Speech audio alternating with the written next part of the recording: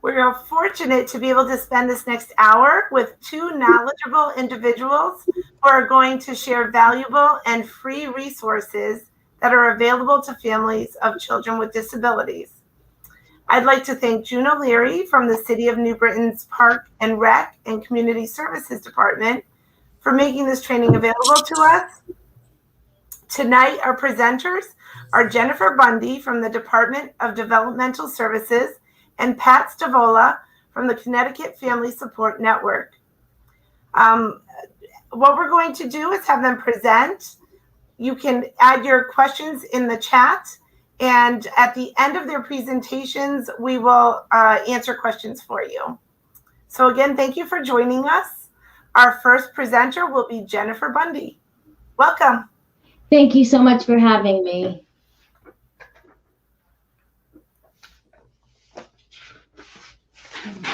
Can everybody see the screen, I hope? Thank you again for having me. My name is Jennifer Bundy, and I'm a transition advisor from the North Region of the Department of Developmental Services. And I'd like to start out with sharing the mission. The mission of the Department of Developmental Services is to partner with the individuals we support and their families to support lifelong planning and to join with others to create and promote meaningful opportunities for individuals to fully participate as valued members of their communities. DDS, Department of Developmental Services, is responsible for the planning, development, and administration of complete, comprehensive, and integrated statewide services for persons with intellectual disability and persons medically diagnosed as having Prader-Willi syndrome. So what is our mission? That all citizens supported by DDS are valued contributors to their communities as family members, friends, neighbors, students, employees, volunteers, members of civic and religious associations, voters, and advocates. These individuals to live, learn, work, and enjoy community life in places where they can use their personal strengths, talents, and passions. Have safe, meaningful, and empowering relationships. Have families who feel supported from their earliest years and throughout their lifetime. Have lifelong opportunities and the assistance to learn things that matter to them. Make informed choices and take responsibility for their lives and experience the dignity of risk. Earn money to facilitate personal choices and know their rights and responsibilities and pursue opportunities to live the life they choose. So eligibility. How do you become eligible for DDS? Well, you must be a resident of the state of Connecticut. You must meet the statutory definition of intellectual disability as defined by Connecticut Statute 1-1G. A person may have a valid full-scale IQ of 69 or below, as indicated on intelligence cognitive tests, and significant limitations in adaptive functioning that began during the developmental period, which is before the age of 18, or a medical diagnosis of Prader-Willi syndrome. And again, the disability has to have originated during the developmental period, which is prior to age 18. So the application process, you can go right onto our DDS website, which is posted here, and then you would go to the eligibility link, and there's different applications on the website to apply. You'd print out and you can apply. Many times the schools will help give assistance with this because there are forms that need to be filled out by the school and by maybe a doctor or the nurse's office as well. Nurse forms might have your medical records. So in addition, what is needed in addition to the application would be a signed HIPAA form, a copy of the applicant's birth certificate, medical insurance card, and social security card, the last 3 medical examination reports, the last 3 IEPs from the school and most recent triennial, and a copy, if appropriate, of a guardianship or conservatorship. And it's important to always keep copies. Eligibility determination. Once the fully completed application is received, it can take approximately 2 to 3 months to receive a determination. It really depends on the volume that they're receiving. The eligibility level letter will arrive by mail, It'll talk to you about setting up an introduction to the department. Somebody will contact you to set up a meeting.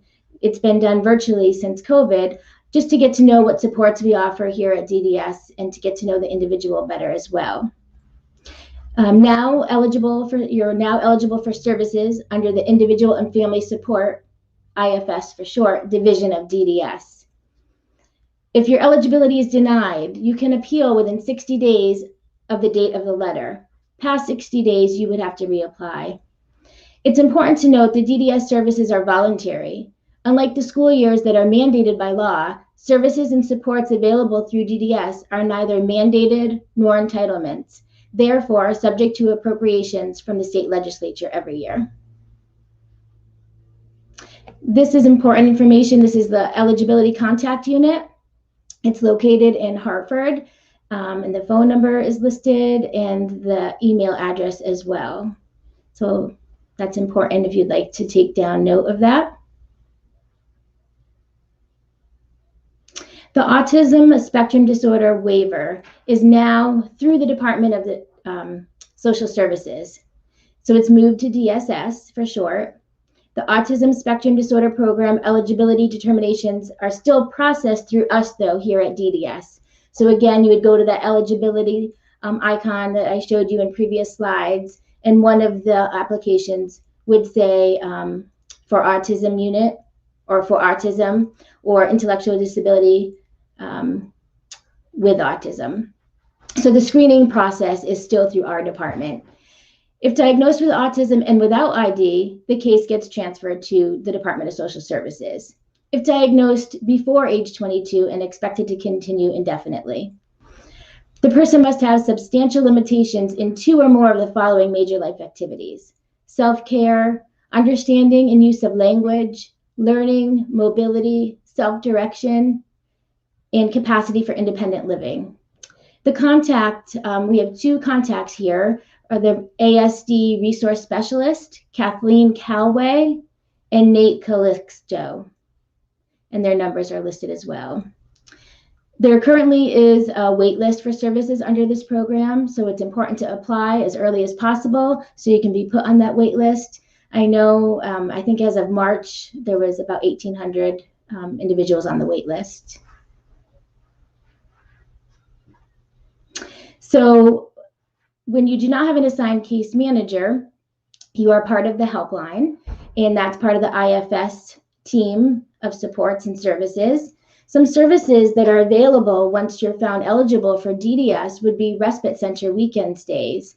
We have 4 respite centers in the North region. So you would call the Helpline and ask to learn more about respite services, and you would take maybe a tour and set up preliminary visits and fill out lots of information. It's a very detailed process, but it's like on a quarterly basis on a Thursday through Monday. And again, that's a respite. It's a break for the family and the individual. We also have Camp Harkness annual passes, which is located on the beachfront in Waterford, Connecticut. It's beautiful. So you could call to request an application. It's a 1-page easy application to apply for a Camp Harkness annual pass. We also have family grants. Family grants are for something to assist with the disability that may not be covered through either the school or through insurance. So it's disability related expenses. An example could be in-home respite, possible assistive technology, or going to a camp for the summer. We also have family support workers that could come into the home on a temporary basis to give assistance or out into the community. I'm one of the transition advisors here in the North region, and we track students 5 years before exiting, 16 or 17 by referral, and 18 through 22. We become more involved that final year of schooling, but we're here as part of the team, connecting with schools, families, individuals, and you're always welcome to call us, and we could always guide you in the right direction on different aspects of transition. We also have clinical team consultations, a speech pathologist, occupational therapists, physical therapists, psychologists, behaviorists, and nurse consultations are available upon request. And again, it's important to know that the helpline is there for your support needs, for questions or support needs you may have. And I'll give you the number shortly for the helpline. So DDS is divided into 3 regions: the North, the South, and the West. And New Britain would be considered the North region, and I'm one of the transition advisors in the North region. The helpline phone number is 877-437-4577. And you can also email at dds.nr.ifshelpline@ct.gov. So that's a very important number. Again, the helpline acts as your case manager until you get an assigned case manager, and therefore individuals who have been found eligible already for DDS services. So traditional case management, you would transfer to a traditional case manager in your area, but in order to be transferred to a traditional case manager, the individual must have Husky C. It's a form of Medicaid, and I'll talk more about that on my upcoming slides. When you have an assigned case manager, you'll complete a level of need. We call that a LON for short. And you do that with your case manager and the assistance of the school, feedback. And it's a comprehensive evaluation to assess needs in areas such as medical, psychiatric, behavioral, and activities of daily living. The LON helps determine funding needs based on present circumstances, and it can be updated annually, or if a situation changes, it can be updated as needed. Also, with a case manager, you'll work on an individual plan called an IP, which is almost similar to what you do in school when you have a PPT meeting, when you create an IEP. And when you have a traditional case manager, you're usually enrolled in the waiver services of the Medicaid home and community-based services. And transfer to traditional case management is dependent on available regional resources. So Employment First Initiative, we're an Employment First agency, real work for real pay. We believe everyone can work and there is a job for everyone. Our job is to be creative and persistent in providing supports that help people with intellectual disabilities to find, get, and keep real pay. Not working should be an exception. All individuals, schools, families, and businesses must raise their expectations. People will be hired because of their ability, not because they have a disability. Communities embrace people who contribute. Everyone has something to contribute and needs to contribute. People are healthier, safer, and happiest with meaningful work. True employment is not a social service, and employment is a win-win for everyone. So this is the initiative, Employment First Initiative model. So DDS offers different types of supports. Once you exit school at age 22, we offer individual supported employment, which is short for ISE. Individualized day supports. It could be individualized vocation or non-vocational, depending on the individual. Everyone's needs are different. We have group day support options, GSE for short, or day support options, which is DSO. That's more of a social leisure based. And we have transitional employment services. It's a 3-year time limited training opportunity in hopes for competitive integrated employment after those 3 years. Part of the mission of the department is to create opportunities for people with intellectual disability to make choices in pursuit of a personal future. And portability process may be used when you are not satisfied with services you receive from your current public or private provider, or when you need to change who provides your services for some other reason. So there is portability. Service delivery options. There is an agency with choice, meaning you can tour and look at different agencies to see what's available in your local area. The individual shares responsibility with an agency for the hiring and management of the employees who provide waivered services to them, or a traditional agency where the agency assumes the full responsibility for the hiring, supervision, and management of employees who provide waivered services to the individual. Or you could choose to self-direct your annual funding. You become the primary role in designing, selecting, directing, and evaluating your supports. To locate an agency in your area, you can search the DDS qualified provider list, which is listed on our website. There's a link right there that talks about all the different qualified providers, and you can also search by town. So some transition tasks beginning at age 18. The DDS Helpline recommends the following tasks. One is to connect with your DDS transition advisor, and I am one of the transition advisors in the North region. Explore decision-making options through probate court, possibly. Supplemental security income, SSI. Connecticut Medicaid, which is Husky C, and that's through the Department of Social Services. Work assessments, which is part of Bureau of Rehab Services, BRS. Obtaining a photo ID through the DMV, and being able to register to vote. I'll talk a little bit more about each one. Again, on our website, we have a great transition timeline available in both English and Spanish. And you can click right on the website. You could type in under the toolbar T for transition resources. And we do have a great timeline in English and Spanish on the website. So a little bit more. Role of the DDS Transition Advisor is to really assist families, schools, students, adult service agencies, and DDS case managers in planning for a student's transition from school to adult life. We hope to make that transition as smooth as possible, and we're all part of a team and there to help everyone. Collaborate with other state agencies to ensure that all transition options are explored and presented to students, families, and school systems for consideration. And to collaborate with providers of adult services to ensure that students, families, and school systems become knowledgeable on the various employment and day service supports available. And it's important to start planning early. We mentioned exploring decision-making options. So when your son or daughter or loved one becomes 18, they become their own decision maker automatically. So there's different options to explore. The most restrictive is guardianship, that's through the probate court, and involuntary conservatorship is also restrictive.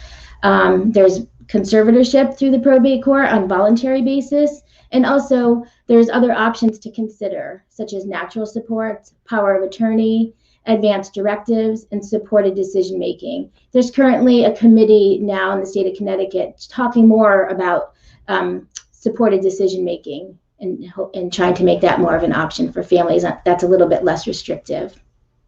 And then with guardianship, you would go to your local probate court right there in New Britain, and you can apply 180 days before your son or daughter's 18th birthday. There is a fee of $250 plus a sheriff fee. It can be waived if you can prove financial need for that, but it initiates a process culminating in a court hearing. And there's two types of guardianship. There's limited guardianship or full, which is all areas of decision making. The process is completed within 45 days, and guardianship is reviewed every 3 years and can be terminated. Court appointments for guardianship conservatorship will not be effective until the 18th birthday. So supplemental security income is through the Social Security Administration. It's a federal program designed to help the aged, blind, and disabled people who have little or no income. It's cash to meet basic needs for food, clothing, and shelter. So you would apply through the Social Security Administration. There's a website there or a phone number, 1-800-772-1213, to call and maybe set up an interview process.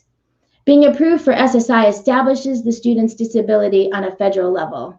So it's encouraged that you apply for SSI first before applying for the Husky C track of Medicaid.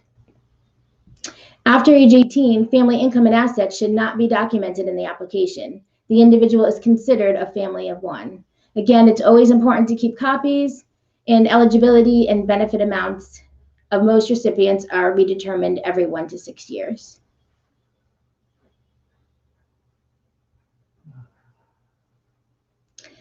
Now we'll talk a little bit about Connecticut Medicaid Husky C in particular. Medicaid is a state-federal partnership to provide health care services to adults with disabilities who are elderly or have low income. When the individual turns 18 years of age, we encourage you to, after SSI, to apply for Husky C. The process will go smoother again if you apply for SSI first. And you're applying as the individual only, separate from the family members residing in the home who also may have Medicaid. To be eligible, an individual's assets cannot exceed $1,600 unless they are working. And students can remain on their parents' private insurance as the primary insurance, and Medicaid can be secondary. And you can check your application status at 1-855-626-6632. It's important, in order to utilize available DDS resources post-school at age 22, the individual must be eligible for Connecticut Husky C. DDS requires an annual redetermination to maintain Husky C eligibility. So case management and our allocation of projected funding for day employment supports at age 22 is a certain waiver, and that waiver is the Husky C waiver. We know that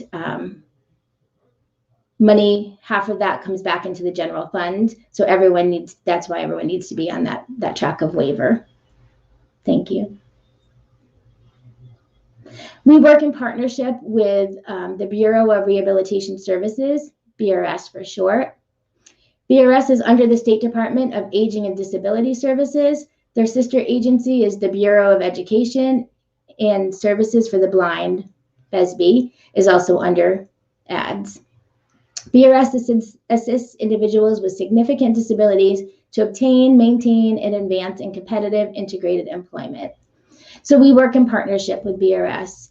And so about a year before your student is going to be exiting school, a letter will be sent out to the families and individual from BRS and DDS. And it's recommended to make contact with BRS at least 6 months prior to an individual's 22nd birthday at minimum to start the process of exploring competitive integrated employment or a letter of ineligibility. So you would contact Lynn Frith at BRS.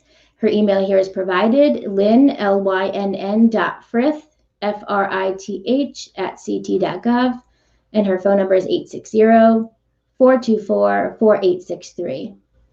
So we have an ongoing collaboration with DDS and BRS.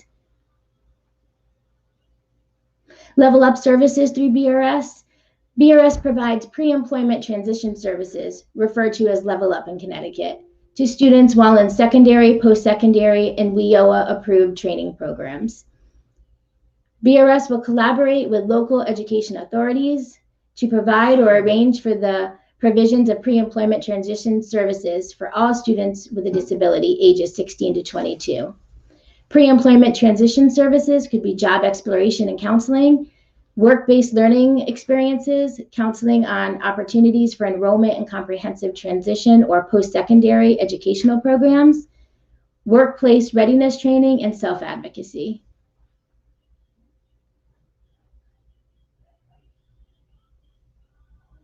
And again, some additional tasks would be to apply for a state ID, which is issued by the Department of Motor Vehicles. You must be a Connecticut resident, and you would apply at DMV. There's a $28 fee, and you would bring along a birth certificate, social security card, and 2 pieces of mail or other documents listed on the DMV website. This is helpful for when applying for entitlements or when starting work employment. And also register to vote. Voting managed through the Connecticut's Office of Secretary of the State. You could register online through local town hall, voter drives, or when you apply for Medicaid Husky C, the application, the last page is actually an application to register to vote. To register, you must be age 18, a U.S. citizen, and a resident of the town where you're registering, and there is no charge. LifeCourse Planning is a tool that we use here at DDS, and some schools are incorporating that into the school systems as well. The core belief is that all people have the right to live, love, work, play, and pursue their life aspirations, just as others do in their community.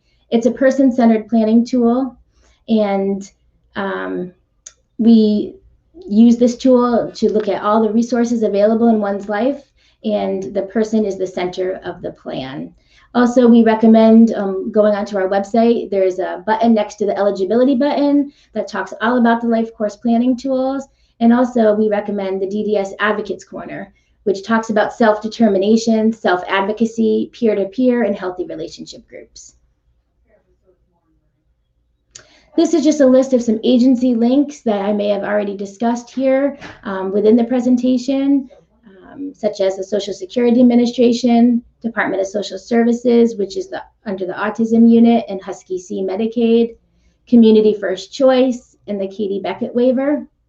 The Department of Aging and Disability Services, ADS for short, we discussed Level Up, the Bureau of Rehabilitation Services, and the Bureau of Education Services for the Blind. Also, there's links to DEMIS, the Department of Mental Health and Addiction Services, and Connecticut Behavioral Health Partnership through Beacon Health, and the Bureau of Education, which it has some EdSite search tools for transition programs in private schools within the state. Great wealth of information. Additional resources, Disability Rights of Connecticut can help if you need some possible advocacy regarding IDEA or other areas. Connecticut Parent Advocacy Center, CPAC for short, great for trainings and in groups. Connecticut Family Support Network, which I'm excited will be speaking right after me, and they're a great resource to families. Autism Services and Resources of Connecticut, ASRC, the Special Education Resource Center, which is called CERC, the Office of the Healthcare Advocate, OHA, which can assist with medical insurance issues, the Surrogate Parent Program, and also recreation and leisure activities such as Best Buddies or Special Olympic camps, or Special Olympics and camps. So this is my contact information up on top. My name again is Jennifer Bundy. I work out of the Newington office, and my office phone number is 860-331-2062. Email right now is probably the best way to reach me since I'm still teleworking most of the time. And my email is Jennifer, JENNIFER.Bundy, BUNDY @ct.gov. But I also have a telework phone number, which is 860-924-7934. And you can see the areas, the school districts that I help support, and New Britain is listed there. Yvonne Munez is the transition advisor out of the East Hartford office, and you can see the school districts that she supports. And we also currently have a vacant position in the Willimantic office. So my supervisor, Sue Paul, is covering that position right now. And she covers the Willimantic area, the Quiet Corner, a very large territory to cover. So thank you very much. This is the other region's contact information. And I just wanted to thank you so much for giving me this opportunity. Thank you very much. We have one question, and then we're going to move into the next presentation.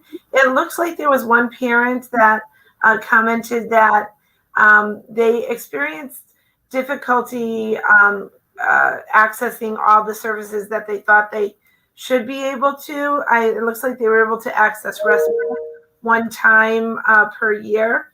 Are there steps that they should take to maximize the benefit of the services that are provided?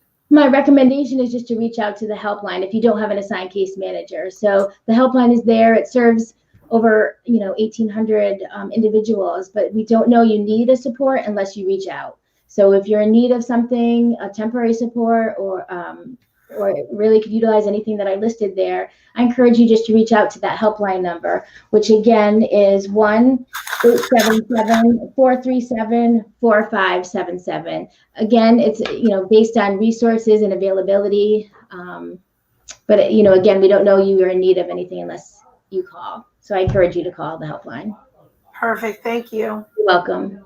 Okay, next we have Pat Stavola from the Connecticut Family Support Network. Thank you for joining us as well. Hi, I'm happy to be here. Thank you for inviting me to speak. Here we go. So I'm with the Connecticut Family Support Network. I am what is called my title is a Family Support Coordinator, and my name is Pat Stavola. What we do at the Family Support Network is, I'm sorry, am I controlling this? Or, excuse me. There we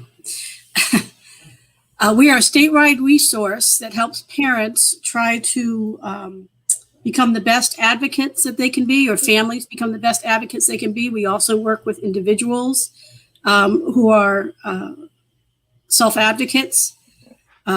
No matter what the age, they can be any age to be self-advocates. But we work with families of all ages and all disabilities across the state of Connecticut to try and help them find the resources that they need and help them get what they need for services. We are not a provider. What we do is we try and help them find the right agencies, the right nonprofits, the right resources that they can use. We try and help individuals and families with special health care needs and disabilities. And we also work with professionals such as DDS and other agencies, all the agencies that DDS listed. I work with them as well to try and get information out to parents. Next slide. How we help is mostly what we do is one-on-one connections with families. So when families call us or contact us, we make one-on-one contact with them and we try and help them find the resources. So whether it be emotional support or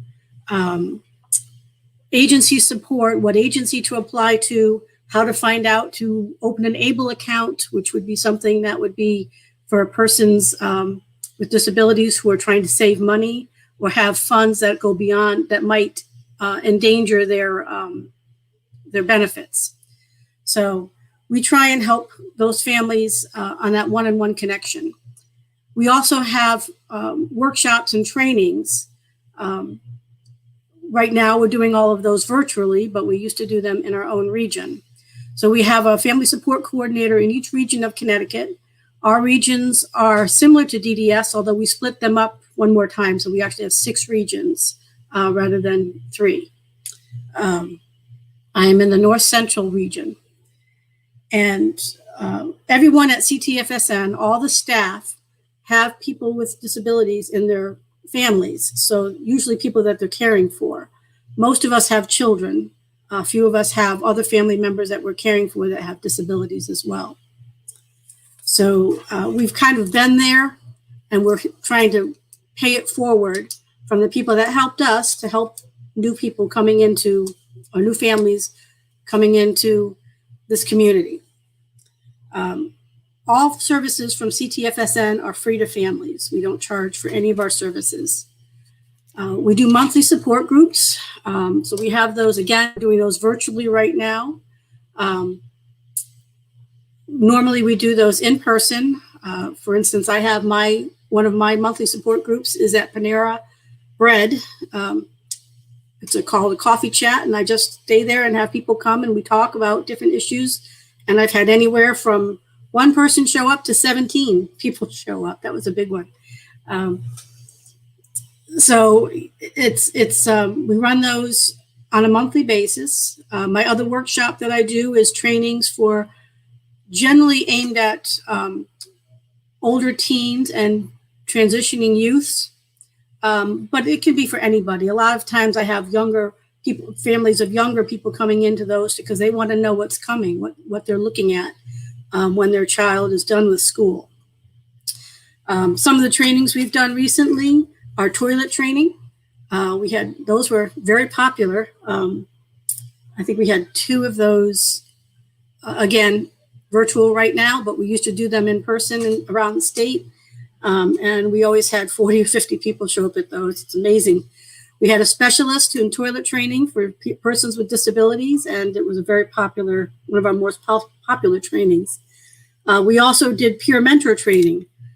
That was before COVID, where we train other parents who volunteer and want to be peer mentors to new families.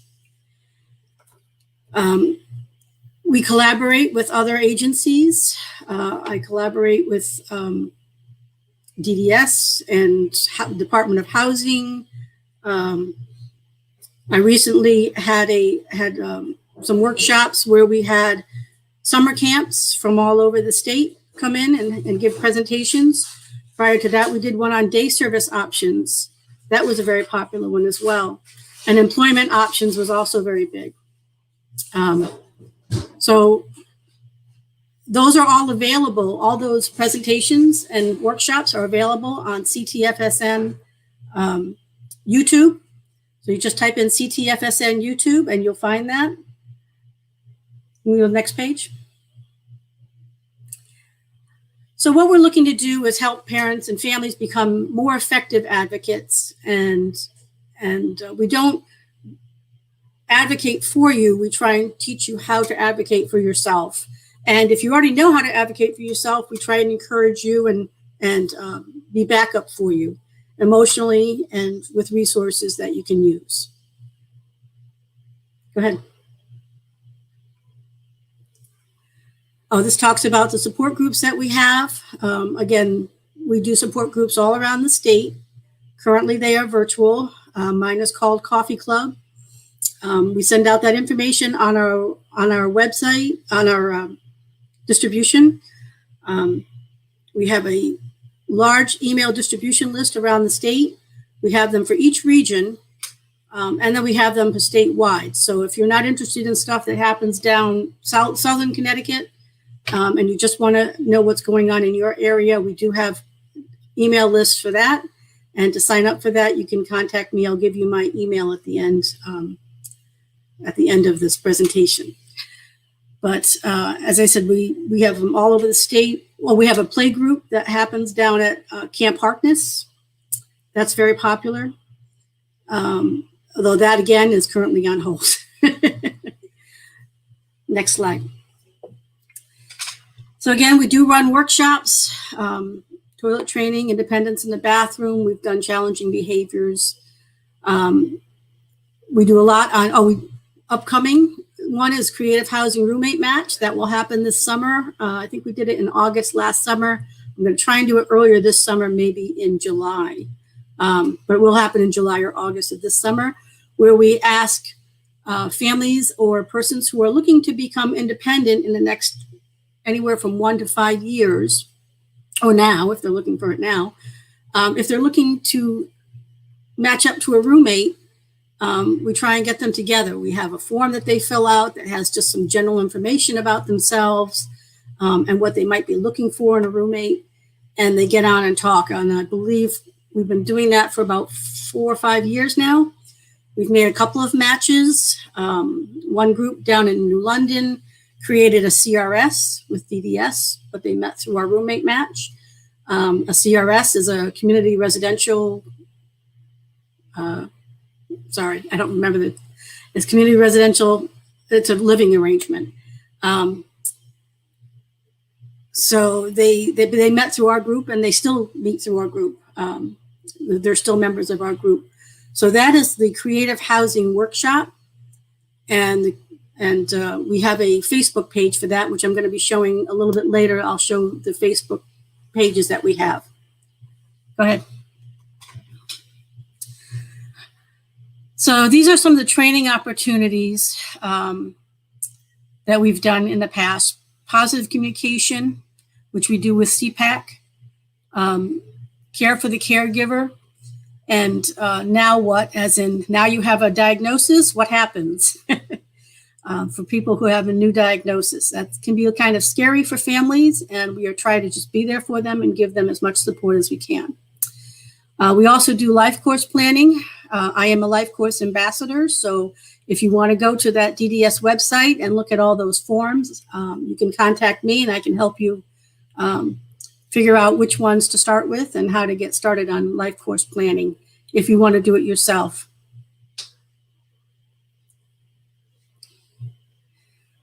We do have a parent mentor program. It's kind of not up and running right now due to COVID, but we'll hope to get it going again soon. If you are interested in being a parent mentor, it's a volunteer position. You can contact us at ctfsn.org. I believe under our resource page. We have that, or programs page. And you can fill out a form and send that to us, and someone will give you a call and talk to you about who you might want to mentor, what you're interested in, what your knowledge base is, that kind of thing. So we do have a lot of parent leaders that have come through CTFSN, the mentorship program, and through trainings. What we try and do is help families who are interested in becoming parent leaders or family leaders connect up to the right agencies. So the Department of Developmental Services has regional action committees, RACs, where its parents are involved in it. And we've put several people on those committees over the past 10 years or so, I think. So when they're looking for new members at a RAC, they might come to us and we might recommend some parents or ask some parents if they're interested in joining. There's other leadership places.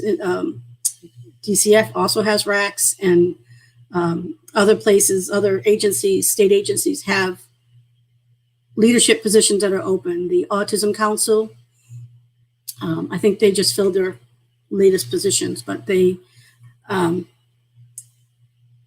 all those agencies, state agencies, have parent leaders, and they want parent leaders to step up, and that's what we help them do. So this is a while ago, CTFSN, this is at our One Voice conference. We haven't been able to do our One Voice conference the last 2 years. We did just have 2 One Voice events that were virtual.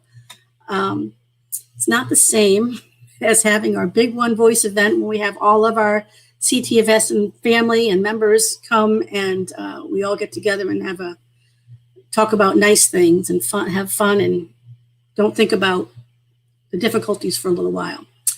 But this is at one of our events, which was a breakfast at the Legislative Office Building. And a lot of these people are parent leaders that are involved today.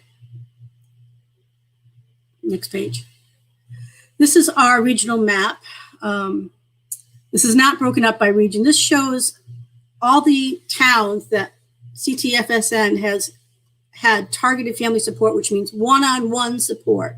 This is not training. This is not,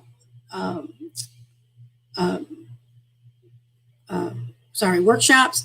This is one-on-one support across Connecticut. And this is at the end of 2017. I think we've filled in all the other towns since then. So, okay, I thought I got rid of that other page, sorry. No, that's all right, go back. On the CTFSN social media page, those are some of our Facebook pages and social media sites where you can find us. Most of the, except for the main page, which is CTFSN on Facebook, all the other pages are closed groups, and some of them are targeted groups. So we have one that's targeted to diets, specialty diets, and things like that. We have one targeted for adults and transitioning teens. So people who want to ask questions that are specific to adults. That's someplace they can go and ask those questions and contact other parents. We have the Creative Housing Workshop, which is on there. That is also a closed group, but you can join that if you're looking, again, if you're looking to find a roommate. There's a lot of people who go on there. We ask you not to post personal information, but you can make some connections and then private message people who might be interested in your area. So those are just some of our Facebook groups. We have one that is for Spanish speaking individuals.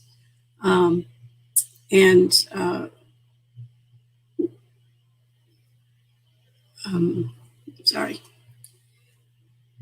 So those are our Facebook groups. You can skip this page. This is just general figures of how many families we contact. These are our kids. Let's see if I can find, there's mine right there with the Mickey Mouse.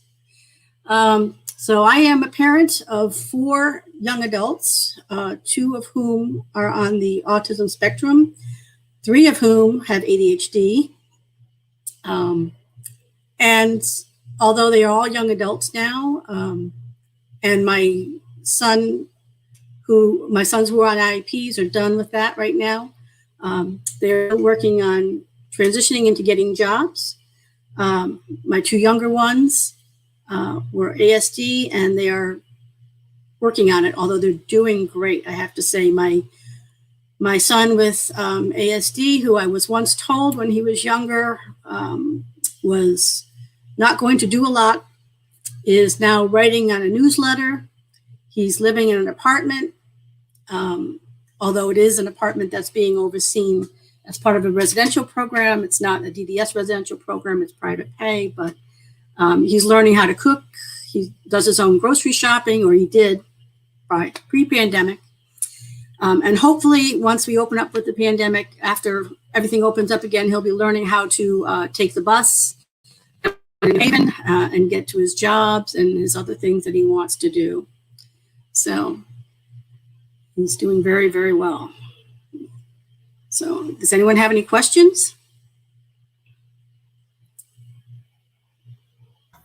It looks like there was one question about camp for students or children with disabilities. Okay, I have a special needs 13-year-old. She has never been able to go to camp because no program is available for her. Okay, I'm not sure what special needs she has, but there are a lot of special needs camps in the area. I'm not sure exactly where you live. There's Camp Horizons, which is in Wyndham. They have, I think they're doing a day program now. They used to be just overnight, but I believe they started a day program last year because of COVID, because they couldn't do overnight. And they wanted to continue it because they had a blast doing it. If I can share, I don't know if I can share my screen. Let's see. I have,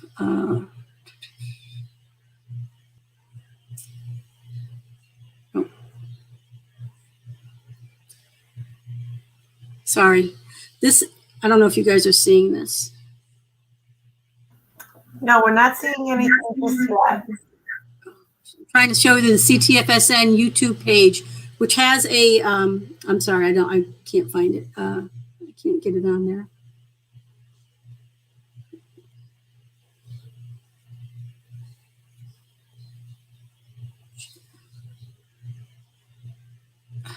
No, I don't know how to do that. So sorry about that. So there, if you go to CTFSN YouTube, there are at least a couple dozen videos on that page. One of those videos is summer camps. As a matter of fact, I think it's the second one now, maybe the third one on the list. And there's about 10 or 11 summer camps that did presentations for that video. And you can go there. They all accept special needs individuals. So there are specific special needs camps from DDS. Camp Q is one of them. And I forget what the other one is. But there's a bunch of camps on that. And if you have any other, I'm sorry? Camp Harkness and Camp Q. Camp Harkness. Well, Camp Harkness has several camp programs. As a matter of fact, they were one of our speakers at the camp presentation. And they have UCP Connecticut, which is United Cerebral Palsy. Yeah, it's not right. Right. And in the past, they've had camps from BRS, although I don't think BRS is doing that camp this year. They didn't do it last year because of COVID, and I don't think they got it up and running for this year either. Okay. So hopefully it'll be back next year. But BRS had a camp there, and there was one other camp there. But if you go to the Camp Harkness website, I believe there's a list of their programs there. Or if you go to that YouTube video, you'll see the presentation from Camp Harkness and it'll be listed on there. And if you have any questions, you can contact me. My name is Pat Stavola, S-T-A-V like Victor, O-L-A. And my email is pstavola@ctfsn.org. And I apologize, I didn't have that on the presentation. I usually do this in person and I hand out my cards, so I didn't think of that. It looks like the links were added in the chat, so that yeah. Oh yes, thank you very much. Thank you. Yes, so if you go to that YouTube page, you'll find there's a bunch of videos. There's the the camp one, there's the one for the employment services. There's one for day service options. That was a really good one. And if you go back further, there's a whole bunch of others. We also have several presentations from the DDS self-advocate coordinators.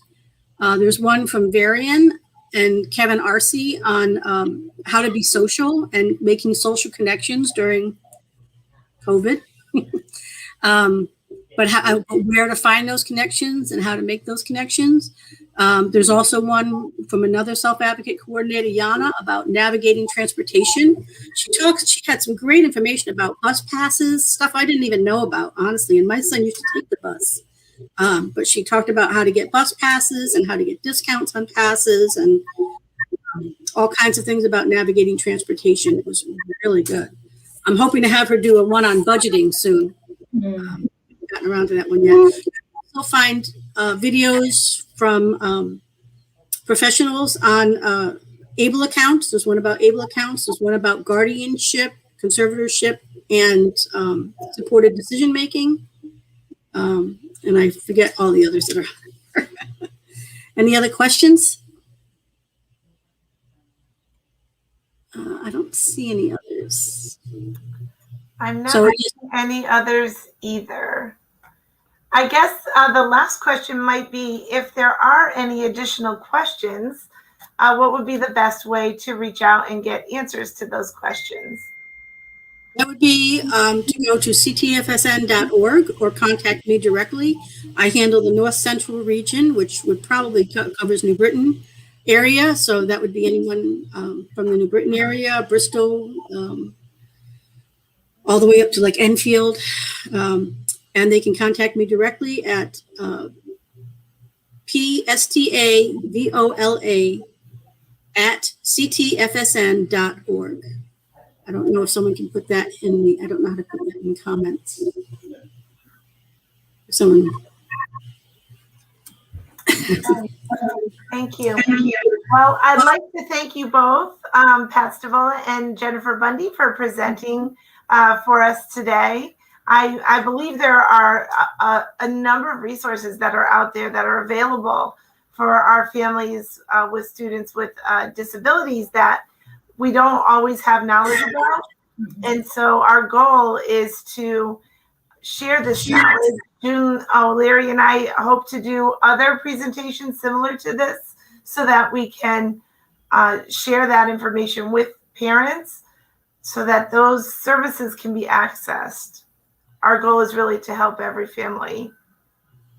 So thank you again, and I hope everybody has a great night.